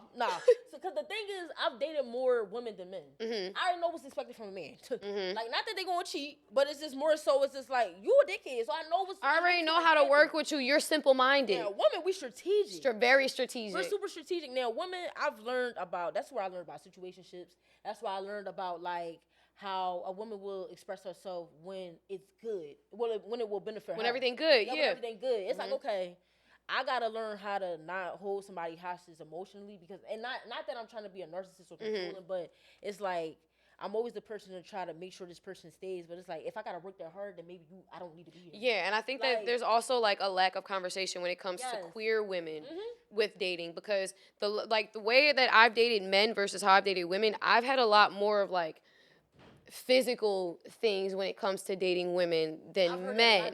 Like men, I know how to work with y'all, because like, no shade, love y'all down, men be smart, but like there's certain things that we can maneuver around, just like it's certain things they can maneuver around us because they're men. It's certain things we're way more strategic about as women. Like, I know you ain't gonna catch this, I can do because I'm a girl. But as women, it's like we already know like the strategic game, and a lot of times when they get caught in the strategic thing, it's just like, all right, but I'm a girl, and then punch me. So it's just like, I haven't had my fair share on that. But I'm not going to say that all women, for like women relationships are like that. But I think that there comes like a time where like, I think the patriarchy plays a role in everything. It does. And I think that we don't really discuss it when it comes to women relationships, because there are women who are more masculine presenting. They're expected to take certain things from feminine presenting women of like, okay, well, fuck you. I'm because they are male presenting in that relationship. That leads me to this. Okay, you got your femmes and you got your studs. Now the studs, when it comes to being masculine, they think they're the actual man, and they got to pick up that role and do so much. That's when, like, say if they are dating a femme, the femme feel like, oh, they have to be the man in a relationship. Right. Now, that leads me to this. Now, we love a femme. That's why we got to get into another whole game. Okay. We love having fun. Look, with I like to consider myself a okay. femme. I won't even say I'm a STEM. I think I'm a femme. I just dress comfortably. So I think I'm definitely femme. The second one. I'm excited. Which one is this one? Old hoe versus new hoe. Okay. Y'all know I love the hoes. So, sending news first instead of waiting. I feel like it could be either way. As an old hoe, I've done that, and as a young hoe, I've done that. Oh, okay, cool. And I'm gonna explain why. Like, if we've been talking already, like, as an old hoe, I'm going to vet you out a little bit before I'm going to send you a nude, but if I send you one, it's because, for one, I do sex work. So it's like, even if they get out, I don't care. And I probably sent it to somebody and made money off of that. But two, I already feel comfortable enough to show you that because we already have that dynamic and we already in that where you're going to send me something back. Right. But I think that, like, you have to really know the man. So I will say more so, like, that's more of an old hoe thing. Like, to send a nude out like that, you got to already know, like, your person, who you talking to, feel comfortable in yourself to do that. Young hoes do not need to be sending no pictures nude first, like, respectfully. Because a lot of these young hoes don't know whether or not they want to be a sex worker or whether they want to be an actual dater. And respectfully, I think that, like, not saying there's anything wrong. Like, you should be comfortable enough to want to send something like that to somebody. But these newer niggas are not equipped enough to even resonate with that. So, and as somebody who's had their shit leaked unknown to me, if you not no sex worker, you should not be sending no shit out first. Period. Sliding in the ex's DMs while boo is texting back. Is that young hoe or old hoe? You asking me? Yeah. That's some young hoe shit. Yeah. I'm not responding to my ex. You an ex for a reason, nigga. You ruined my life. Yeah. What am I spinning the block for? It's so much more dick out here, coochie out here. That's young hoe shit. Sorry. We're going to talk about the dick and the coochie when we reconvene. Okay. Posting thirst traps on Instagram or TikTok to get attention. You ain't got to do that. That's both, though. That's both? I know some old hoes that be doing that shit, but they'll do it in a way where like, because when we have the young hoe and old hoe conversation, I think we need to have the sex work versus regular women conversation because there's certain things that like young hoes and old hoes do that same thing. Everybody be wanting attention. It's just more so the attention that they looking for. They may not expect that response back, and unless you're a sex worker, you're expecting that. Oh, you look good. Oh my God, da da da da to you. Like that attention. Yeah. Whereas like regular women, y'all not used to that, and y'all shouldn't expect that because you're not a sex worker. Right. Okay. I like how you put that. Keeping multiple men on rotation. That's a young hoe shit. Yeah. As an old hoe, I'm too tired. I got work. I got kids. Like I gotta make sure I'm on point, making sure my co-parenting schedule line out. I don't got time to keep hoes on deck. I get bored fast too. Oh yeah. Yeah. Too old. See, once you in your 30s, I feel like once you in your 30s, like you got like a favorite nigga. You might have like another little side one at that point, but rotation of niggas. Yeah, that's a lot, right? No, I gotta talk to you. I gotta. Yeah. Cause we trying to take shit more serious. I gotta text back. Right. Like my eggs, I'm getting older. I gotta vet everybody out, I guess. Yeah, that's a lot, right? Yeah, no thank you. Using dating apps to just see what's out there while young hoe. Oh, yeah. I'm not doing that shit. Maybe I might be biased. I'm not doing no fucking dating apps. Everybody on there trying to fuck. Yeah. I had Hinge. At this point, when I was first single, Hinge last year when I was first single, I had Hinge. I realized why people don't have Hinge and deleted it right after. What's your take? Everybody on there just trying to fuck. Yeah. That's it. They want to fuck without having to make like payments to different women. They want to like, let's go on a date. This is fun. All right, blocked on Hinge while I go find the next one. Yeah, not doing it. You're right. Here's like the new Instagram without the shit. Good without it. I meet people in person. Hello. Wear my lingerie under sweats just in case. That's too much for me. I don't know. If I'm showing up in sweats and I'm trying to surprise you, I'm just be naked underneath. Yeah. When I'm putting a thong on under a sweatsuit. Titties out. Like the sweatsuit already big and the thong tight. That's a lot, right? That's a lot of uncomfortableness. It's a lot of textures. Yeah. I'm on a spectrum a little bit. I don't See? A little too much. Bringing snacks or alcohol to the bedroom for a late night hookup. Yes. Old hoe. Yeah, I'm an old hoe. He had the snacks and shit. Yeah, I'm an old hoe. I'm an old hoe. Yeah, that's definitely. I want food and all that. Nigga, we was just out. It's probably midnight. Let me get a little Chex Mix, a little shot, Nothing too crazy. Nothing crazy. A little water, sparkling. Flipping your hair at a club to catch attention from multiple men. I don't do that shit now. It's just ridiculous. I'm gonna just do one of these. Do one of these at a club. You mean, that's it. Waves on slim. That's all I got. That's it. Using toys, vibrators or dildos, and pretending you're playing alone. Pretending I'm playing alone? Maybe you teasing them. That's some old hoe shit. And that's not even an old hoe. That's like 50-year-old shit. What you mean pretending you ain't using them? I'm gonna let that young nigga know I'm using it. Yeah. What you mean? What? Yeah, that's old hoe shit. What you mean keeping it discreet? Oh yeah, no, don't keep it discreet. Like what you mean, auntie? What you got that plug underneath in your little leopard print little chest? Like what you got DVDs in there too? Like that's old hoe shit. Sneaky hookups in public bathrooms, closets, or cars. That's both. Yeah, I was about to say. Yeah. I've been a young hoe and a whole hoe. Yeah. Fucking in a car, that's lit. Fucking in a car, that's old hoe shit. Cause at least that way, if we fuck in a car, once we pull up to the crib, we can just go to bed. Old hoe. Ghosting a man after a wild night. Old hoe. That's old hoe. Young hoes always try to keep their niggas around because they might need them for something. I don't need you for nothing. I just want to fuck and I'm done. Old hoe. I love an honest hoe too. Yeah. Yep. Old hoe shit. What you need to keep that nigga around for? I don't think have I had sex with a man and had a wild night with him? Like, I don't think that necessarily one night stands always equal to, like, a bad thing. Because a one night stand was what got me in my last relationship. But that's how it started. Okay. But, and there's no judgment with that. It's just for me at this age, if we doing a do like that, you might be a cool person after. And we might be able to get along with it. But typically, if we doing a do, it's no shade to you. I respect you. Thank you for sharing your body with me. But, like, we don't got to make it nothing bigger than that. Yeah. That's Let's it. be grown now. That's it. Like, I see you in the club. Hey, how are you? With your bitch. Hey, you look cute. And go about my business. See, I think for me, though, like, if we fucked I just be like, all right, I'm gonna get at you. I gotta walk past you. I don't know. It's like that's a lot. I can't. For me, I'm gonna be honest. I think that like, for me, sex is something that like we could just fuck and it just be that. Like I was friends with somebody that like we did intimate things and we were just cool after the fact. We see each other. We be in the club. You got your bitch. Hey, how y'all? While I'm like minding my business. It don't because I don't own you. Yeah. I had an experience with you and we enjoyed it. And I think if we didn't make it anything more than that experience, considering that it was just sex, I don't own you. I'll see you in public and say what's up. Make sure I get in, nigga. Cause you the person that's getting you on a guest list. Put me on a guest list, nigga. Me and your bitch. Thank you. See, it's different.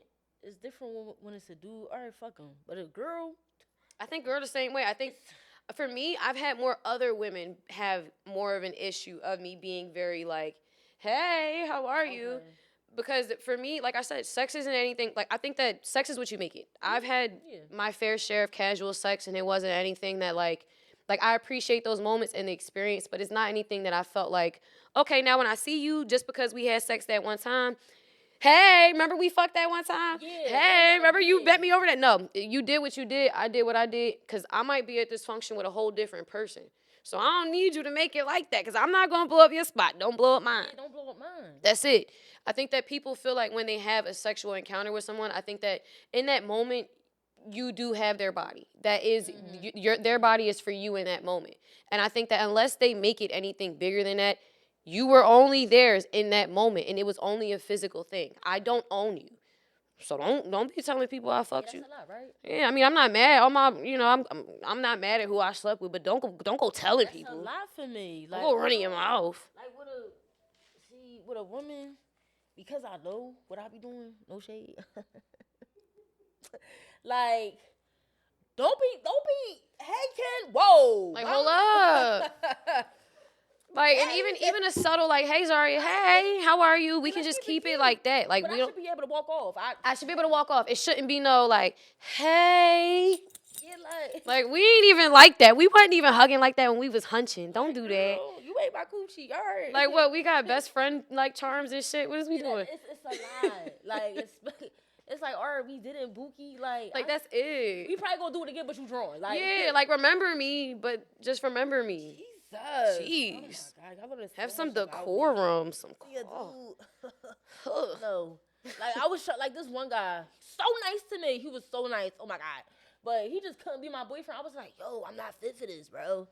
This not for me. So like, that's it. And that's the thing too. I think when men hear that, like, yo, we just humping. So nice. But like that's it. Like that's it. But the thing is, right, I didn't want it to be like that because he was so kind. Right. Like, he was so kind. I mean, he was like, I want you to be my girl, but I'm just like, bro. Look, you nice and shit, and I don't want to hurt your feelings. I like girls, and I haven't had a boyfriend in ages.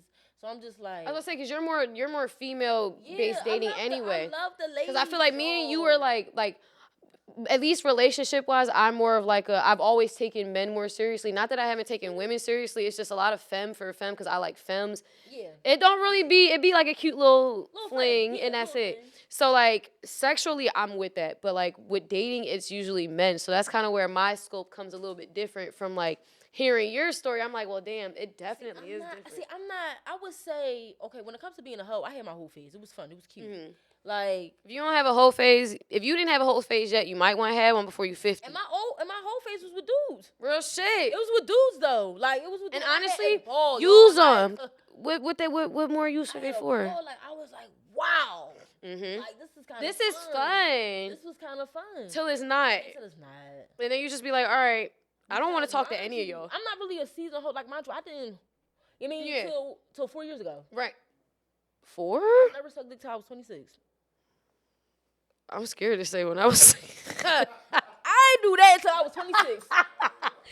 Like, no, for real, till I was 26. And, like, literally till I was 26. Damn. Because it was one of them things where, because I knew how dudes was moving, especially in the era when everybody was doing, I was about to say, everybody was exposed to everybody. Like, my brother, like, I was close to people that knew people that got exposed. Right. And it's the thing, like, I never, Like, I used to be like, well, what was the girl doing? But as I got older, I had to be more understanding. More understanding. Like, she probably trusted that nigga and let her, and then he just sat there and just straight put it up. But that's the thing. People don't realize that till they get older, mainly women. On top of that, and even if she did get exposed, she probably was comfortable with it, but she didn't know how it was going to get to the level of what it was. Yeah, exactly. So when I told that story, I wasn't ashamed about it. I'm like, well, like, I even told my little brother, because me and my brother are just that close. And he was just like, I really want a girlfriend like you. I'm like, you can't find nobody that's like waiting to use their mouth, boo. Like, cause yeah, like, even, cause we fuck them kind of girls. So I was just like, no, real shit though. Like, respectfully. But all in all, you ain't miss nothing. I'll just tell you that these dicks out here small, so you ain't really miss nothing. But all in all, y'all, just because I told you I had a whole face, I'm married. Keep it cute, keep it light. Period. But damn, I feel like I got more to ask you. Ask me anything. You know, I'm an open book. Shit. But what can we expect, like, for the rest of 2026, like, for everything? You know, you're a great mom, great content creator, all that good First stuff. of all, don't pipe me up because I'm going to get real red in the face. You be doing the stuff. I mean, I'm going to be honest. With the Z Spot, because that's like a human sexuality docuseries I'm working on, and I've been working on it for the past 2 years, just perfecting it, trying to figure out how I want the show to go. I don't want it to be anything that's like how when I did the other podcast that I did, like, I don't want to sit down behind the camera and just post the audio. Like, I want to go out there and actually try these things. I want to be in the mix. So all of this year, it's really just me traveling out to different cities, North Carolina, DC, because I plan on moving out there, but really, at least within the next year, DC. Yes. But just visiting DC, because I know, like, the podcast Tequila Talk, I always collaborate with them, so I know they'll have me out there doing my street interviews, any type of adult play parties that people invite me to. Exotica, I won't be able to do Exotica next month. I did see you posted. Okay. So I won't be able to do Minneapolis, which they gonna get freaky out there. That's nobody out there. So I'm not doing that one, but at least December I'll be doing the Miami one. I'll be visiting Italy in September with my girlfriend. So I'm trying to do some work out there while I'm out there. Just really, honestly, just enjoying what 30 brings, because this is the first year where I really feel for sure in myself, and I feel for sure in everything I'm doing. And on top of, like, being a mom for now almost 6 years, because her birthday's a month after mine, literally a month after mine. Internet niece. Yes, my birthday March 24th, hers is April 24th. So having her birthday planned out, but just really enjoying my life. I feel like most of my 20s was me surviving. Most of me, like, surviving, understanding how people treat me and taking it because I feel like I'm supposed to, not really, like, really learning and unlearning certain things. And now I'm at the point where I have a career that I like. I found my niche. I feel for sure in what I do that no one can sit here and post on the internet, oh, well, she has her butthole up. Okay, but you paid for it. You paid for it. There's nothing that anyone can really, I'm like Teflon Don, like, nothing stick to me. Hello. So I just really just enjoying my life, enjoying my love life, enjoying how, like, my family, we've always been close. Just learning, really. Like, this is the first year into a new decade, and all I want to do is really learn, and whoever wants to be around with me when I learn, I want them to come on the journey too, and I'm going to just always be open, honest about everything. Period.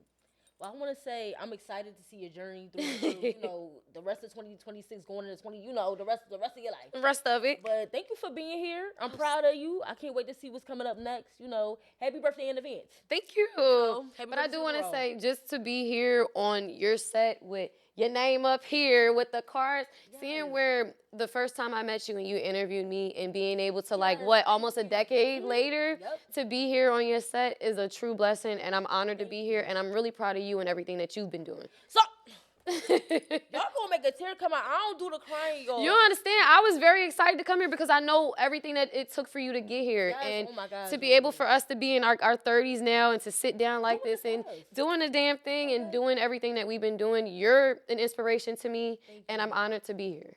So thank you for having me. Where can they find you? Wake us up.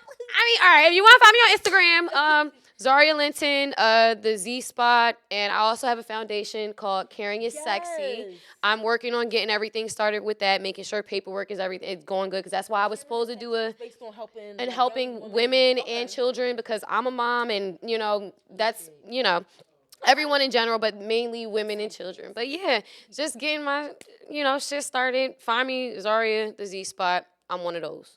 And you already know where to follow your girl. It's your girl Kenlo back at it again, and I will see y'all again soon. Hey y'all, I'm Zaria Linton. I'm here with the Kenlo Show. I run my own human sexuality docuseries called The Z Spot, and this is Layers to the Game. The disconnect between sex workers and everyday people isn't as difficult as it seems to be. It's just certain lanes are being mixed in that they shouldn't be mixed in. I think once everybody learns their lane, then we can understand the full layers to the game. All right, so the first layer to the game is expression versus interpretation. Women can be sexy, they can be expressive, they can be confident simply because they want to. Sex workers are also expressive, but their expression is for monetary purposes. So in order to understand the difference, you can be as sexy as you want to be, and you should be able to be proud of that. But also understanding the potential aspects that come from it, considering that there are a lot of sex workers and mainly on the internet, you got to be prepared for what can potentially come and how you separate yourself from that on both aspects. Sex workers can't go into the field of wanting to be an everyday girl while posting what they post as a sex worker. And everyday girls, you can post as sexy as you want to, but just also be mindful that there are so many women that are also posting like that you may get that same type of energy back. Just be prepared for it. Layer number 2, the attention lane. Similar to the first layer that we listed, the attention that is asked for on social media, everybody posts, they want to look good, understanding that the attention that comes with it, it's nothing wrong with wanting that attention. I post bad. I posted a picture today with my eyebrows blonde. Why? Because I want everybody to gawk over me.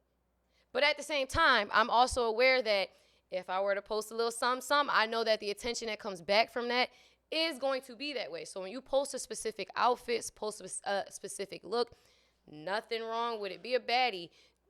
You want that attention, just be prepared for what may come with it. The whole root of this is understanding the role that you play and understanding that if you do this, something may come back from it, even if you aren't an adult worker. Layer number 3, the access lane. Sex workers are like, their work is very clear. They understand that their access is structured. You have to pay to get that energy from them, that attention from them. You have to spend some type of income from that. And a lot of days now, I've definitely seen women even bring up something about paying a deposit for a date. What do you mean you're charging somebody $100 to take you on a date before y'all even go out? And then if he were to sit there and expect something else, it's like, there's nothing wrong with that, but that is $100 for a date is a quick visit. A lot of people don't understand what that term is, but in sex work, that amount in order to even see somebody is considered a quick visit. Anything more than that, you're spending a little bit more. So you have to be prepared. When you ask for a monetary value in that aspect, it's other people asking for that, but they're prepared for the energy, again, that comes from it. The emotional labor lane. Sex workers, when they're experienced, they have to give attention. They have to give conversation. They have to give someone the feeling of being desired. In dating, you're doing the same thing, but with that, you expect a different outcome. Typically with that, women are doing that just for they trying to get their bills paid. Nothing wrong with it. And in dating, you're choosing to do so. So knowing that you're choosing to date someone means that you're actively getting to know them. You're not expecting monetary value from that person. You're not expecting them to, well, no, because I'm expecting you to buy something. But you're not a trick. Dating and tricks are two different things. And that's where, if I'm going to give you that attention and I don't want anything to do with you in a long-term thing, typically sex work, you a trick. You can't be wanting to date this man and wanting him to make you his wife and then at the same time treating him like a trick. Tricks is for young hoes. And is you a young hoe or you trying to get married? Two different things. Two different things. I don't know. Number 5, the role crossover lane. Men and women are stepping into lanes that ain't never been stepped into before. I'm not paying for your dinner, sir. You got a whole beard. I'm not doing that. Patriarchy was created by y'all. Like, y'all created that. I didn't. I don't want to pay for your meal. I don't. And I also don't want to take out the trash, but that's me. I think that when it comes to certain roles, like, depending on who you are, there are certain things where a lot of times men are now, like, they want you to court them. Like, you got to be the bad bitch, Poppy. What, you want a Chanel bag? You're not getting it from me. I'm not doing it. And that's where I think the roles are getting fucked up. You can't want this man to spend X, Y, and Z on you, and yet you spending X, Y, and Z on him, and he asking you, oh, we splitting the bill? Fuck no. The roles are getting fucked up. And patriarchy wasn't something I created. Y'all did. So why am I wrong for wanting to live in it? Of course, different people different strokes. I'm not taking out no trash, and I'm not paying no fucking dinner bill. Niggas getting the rolls fucked up. All in all, layers to the game is really just knowing who you are and what aspect you want from this. As an adult worker, somebody messaged me, oh, I'm trying to buy content. All right, Cash App. Why? Because I know that this is the field that I'm in. But if I'm dating someone, all right, you ain't got to Cash App me no deposit for no date. I'm here because I want to be.